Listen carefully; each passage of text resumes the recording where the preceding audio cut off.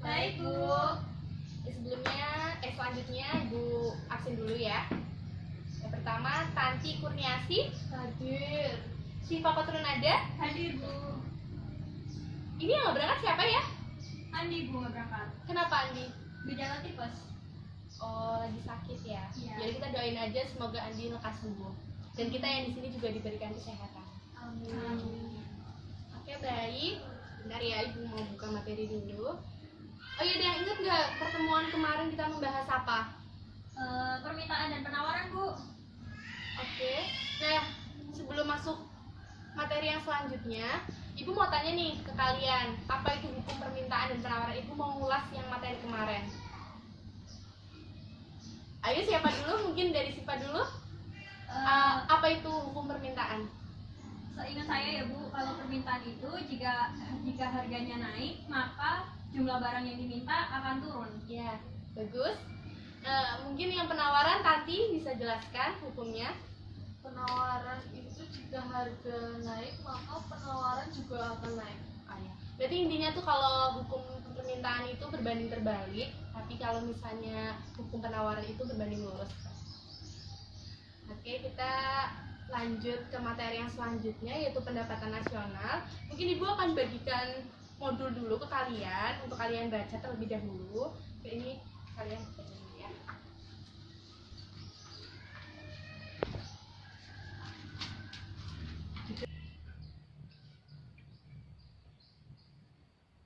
Ya mungkin cukup ya kalian membacanya. Diharapkan kalian juga tadi udah membaca sekilas, jadi kalian ada yang sudah paham seperti itu. Ya lanjut, Ibu akan menjelaskan konsep pendapatan nasional. Yang pertama itu ada apa sih, Pak? Coba. GDP, Bu. GDP, singkatan GDP itu sendiri apa? Gross Domestic Product. Oh ya, baik. Nah, di sini Ibu akan menjelaskan apa itu GDP. GDP itu adalah jumlah produk yang dihasilkan oleh unit-unit produksi di dalam suatu negara dalam 1 tahun, seperti itu. Nah, di sini itu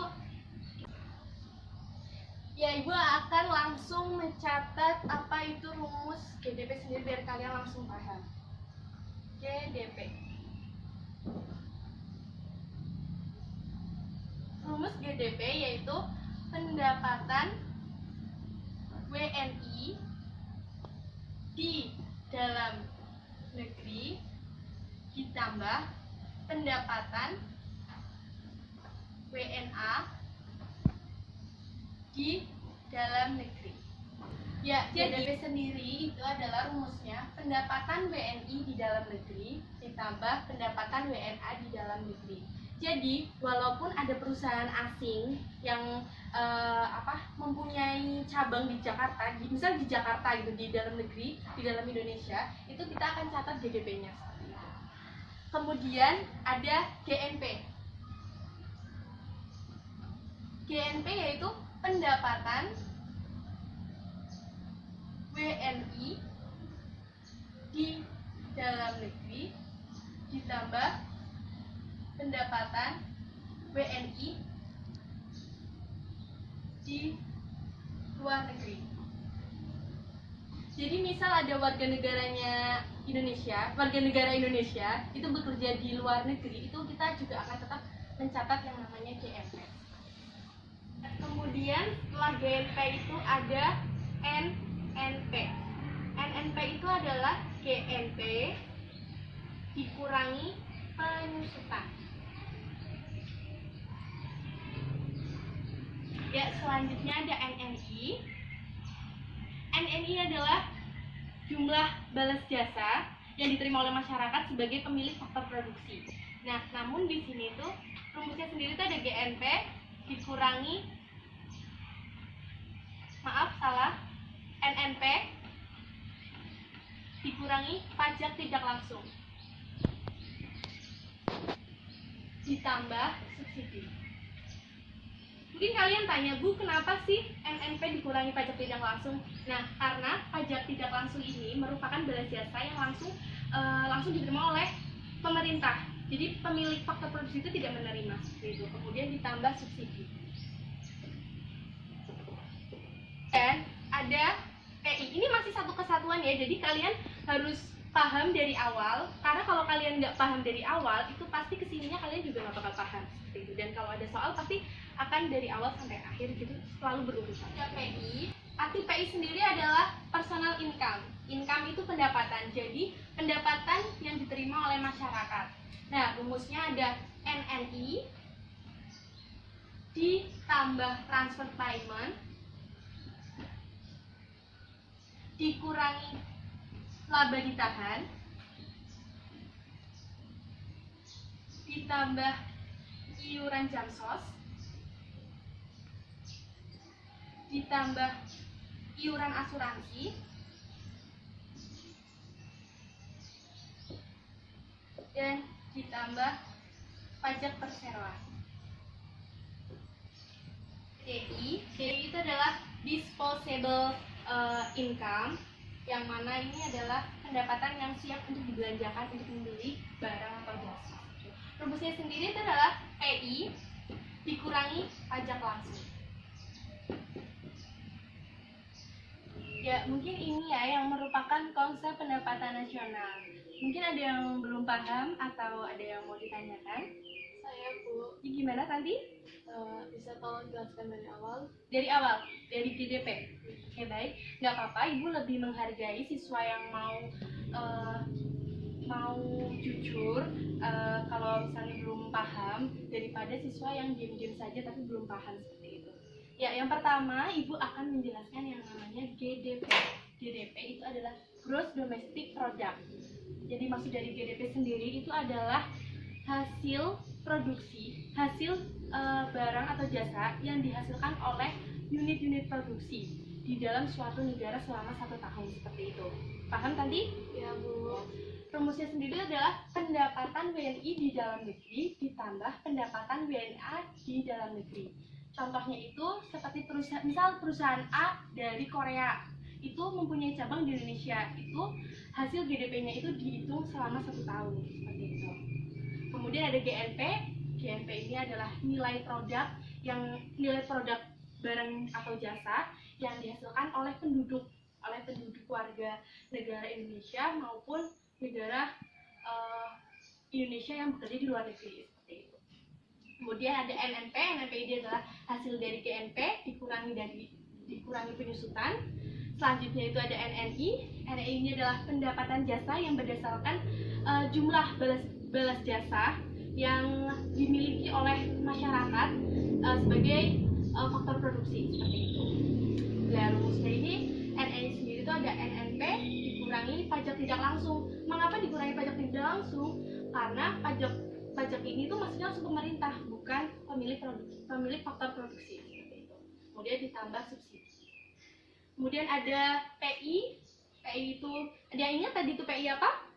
Siapa? Personal income Bu. Nah, iya benar. Income itu kan pendapatan ya. Jadi pendapatan yang diterima oleh setiap masyarakat seperti itu. Dan rumusnya ada NNI ditambah transfer payment dikurangi ada laba ditahan ditambah iuran jaminan sosial dan iuran asuransi, kemudian ada pajak perseroan seperti itu. Kemudian ada DI. DI ini adalah disposable income, yaitu hasil dari PI dikurangi pajak langsung seperti itu. Ya Bu. Paham tadi? Jadi Ibu akan langsung ke latihan soal ya. Diketahui GDP 1.500 miliar, pendapatan WNI di dalam negeri 50, penyusutan 215, pajak tidak langsung 175 miliar, dan laba ditahan 80 miliar, dan ada pajak perseroan 35 miliar, jaminan sosial 50 miliar,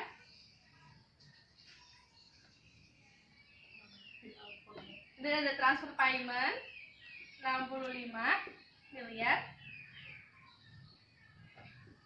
Gitu. Dan yang ditanyakan itu adalah DI. Berarti kita harus menghitung dari GNP. Ya, mungkin kalian ada yang mau maju untuk mengerjakan soal yang Ibu kasih. Saya Bu, tapi saya cuma bisa kerjanya sampai NMP. Sampai NMP nggak apa-apa. Nanti setelah NMP mungkin Siva ya yang mau maju. Nanti Iya, Bu. akan ibu kasih poin plus seperti itu. Ayo mungkin nanti maju.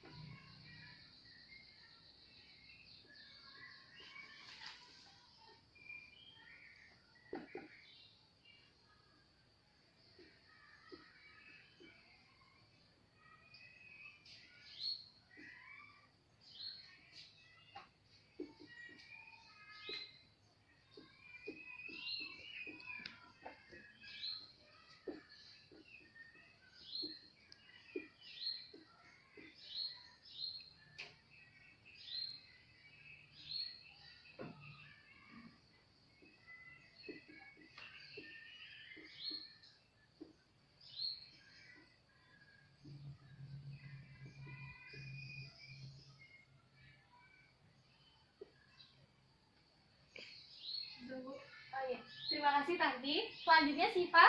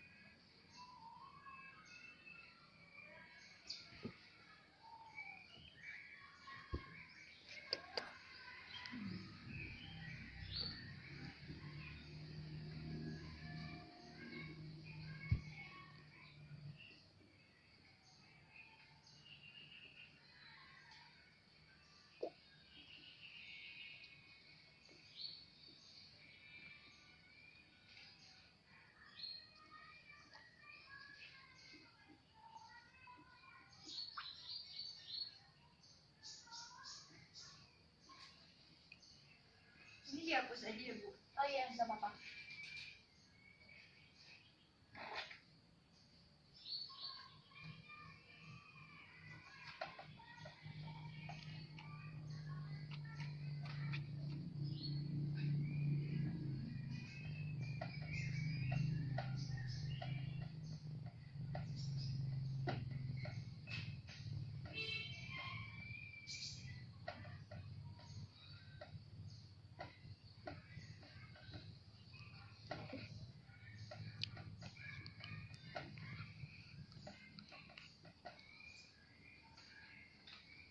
Sudah? Sudah.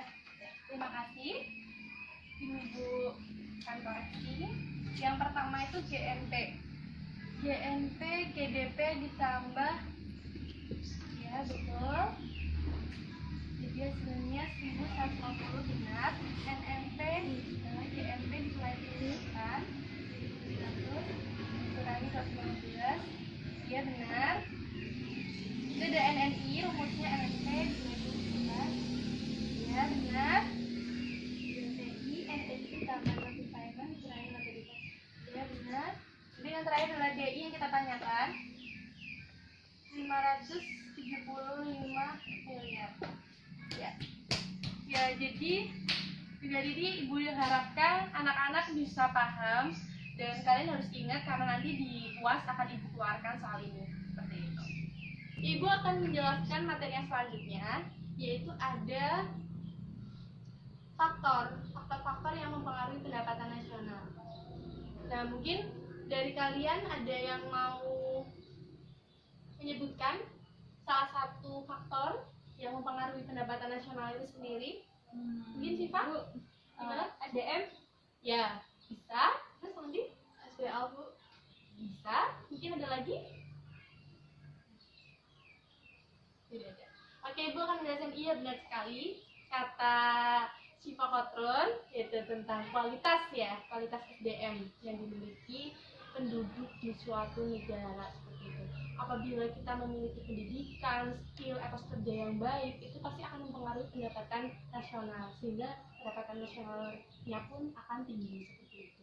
Kemudian ada sumber daya alam, ya benar sekali. Semakin banyak yang kita tahu seperti Indonesia sajalah. Indonesia itu memiliki sumber daya alam yang sangat melimpah, sehingga kita tuh harus memanfaatkannya, sehingga apabila memanfaatkannya pasti akan menaikkan pendapatan nasional juga. Kemudian yang ketiga itu kalau kalian tahu itu ada modal. Nah, modal sendiri ini untuk mengolah SDA yang kita punya. Walaupun kita punya SDA yang banyak, tapi kita tidak punya modal, itu pasti tidak akan digunakan secara optimal seperti itu. Sehingga kita harus memiliki modal yang cukup, yang banyak, sehingga nanti akan mempengaruhi pendapatan nasional. Kemudian ada stabilitas keamanan. Yes, dan stabilitas keamanan itu akan berpengaruh terhadap pencapaian pendapatan nasional itu sendiri. Dan ada kebijakan pemerintah pasti akan ya mau gimana pun ada campur tangan dari pemerintah itu sendiri yang dimana akan menghasilkan pencapaian si pendapatan nasional itu. Dan ada keadaan geografis. Dan geografis itu beresiko mengalami bencana alam yang berulang. Negara tidak pernah atau jarang tidak akan mengalami kerusakan-kerusakan yang berakibat pada berkurangnya pendapatan nasional. Lalu yang terakhir itu ada konsumsi, tabungan, dan investasi. Gitu.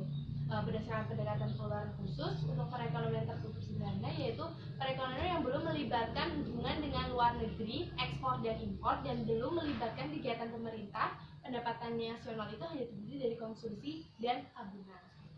Mungkin untuk faktor Ibu hanya sekilas membahasnya. Mungkin pada pertemuan yang akan datang Ibu akan lebih intens dan Ibu akan memberikan contoh juga. Jadi mungkin pertemuan kali ini Ibu cukupkan. Dan mungkin setelah pelajarannya Ibu ada pelajaran dari siapa? Matematika Bu. Matematika. Dan mungkin itu saja. Kurang lebihnya Ibu minta maaf ya apabila ada kesalahan. Oh iya, modulnya Ibu ya. Besok Ibu bagi. Terima kasih. Wassalamualaikum warahmatullahi wabarakatuh. Waalaikumsalam warahmatullahi wabarakatuh.